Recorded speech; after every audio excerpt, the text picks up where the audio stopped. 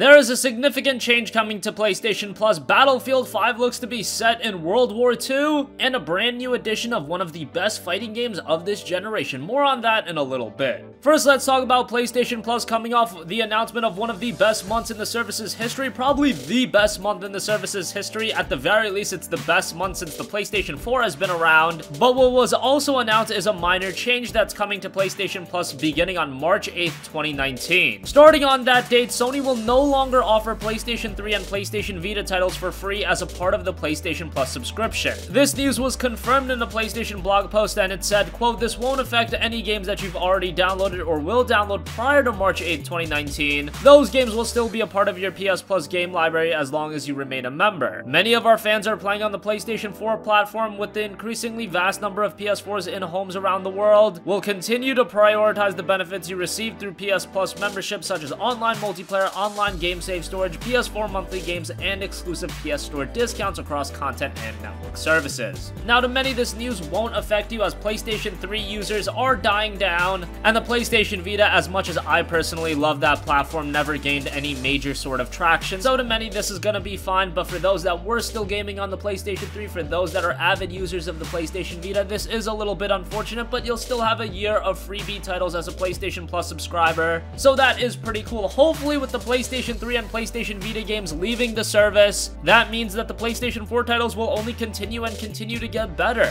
I don't know how much they can realistically get better, because personally speaking, I thought January, February, and March have all been great months. January, we had Deus Ex Mankind Divided and Batman: A Telltale Series. February was disappointing to a lot of gamers, but overall, I thought it was still pretty good with Grand Kingdom, Rime, and Knack. And obviously, with March, it's an outstanding month with Bloodborne and Ratchet & Clank. This does beg the question that did they have a massive month in March to kind of highlight those games and hide away this news? Who knows? March is still a fantastic month, and this news isn't going to affect a ton of gamers, but for those that do, it is what it is, but I can understand Sony's standpoint. Moving right along, it looks like the brand new Battlefield game will follow in the footsteps of Call of Duty in the return to World War II. Now, this is interesting because the last Battlefield title, Battlefield 1, was set in World War I, so it's pretty cool that now we're going into World War II, and it does look like this will be titled Battlefield 5, not Battlefield 2 or anything like that. This news came from GamesBeat, who has learned from sources familiar with EA's plans, and those sources wish to remain anonymous. Keep in mind that this is a brand new Battlefield game, not a remaster of Battlefield 2 or anything like that. We've been expecting a Battlefield title in 2018, and personally speaking, I didn't really want a Battlefield game similar to 3 or 4. In my ideal world, I would love a Battlefield Bad Company 3, but for whatever reason, EA isn't making that happen. Hopefully at some point we do get a Bad Company 3, but I am very much interested in Battlefield 5, especially with a return to World War II. Let's wait for more news to come out, but we should see information about Battlefield 5 come out as we get closer and closer to the big event in June, E3. And finally, for those of you that have yet to pick up one of the best fighting games of this generation in Injustice 2, wait a little bit longer, as there is a premiere edition releasing of the game. Warner Brothers Interactive has announced Injustice 2 Legendary Edition, a new version of the game featuring the main game and all of the downloadable content that's been released since its original launch in May 2017. Injustice 2 Legendary Edition will be released on PlayStation 4, Xbox One, and PC on March 27th, and along with the main roster, you'll have DLC characters Darkseid, Red Hood, Starfire, Sub-Zero, Black Manta, Raiden, Hellboy, Adam, Enchantress, and the Teenage Mutant Ninja Turtles playable right away. You've also got the premiere skins available, as well as a couple of other in-game items. If you've yet to play Injustice 2, I would highly recommend you to do so. It's a very accessible fighter in that it also has a very good single-player campaign, but there is a lot of depth and nuances and replayability to the title. And as I mentioned, personally speaking, I think it's one of the best fighting games of this generation, along with other great fighters like Dragon Ball FighterZ, and there's been a couple of really good ones this generation, actually. Tekken 7 is another one of my personal favorites, but Injustice 2 definitely hangs out with the best of them as far as great fighting games this gen.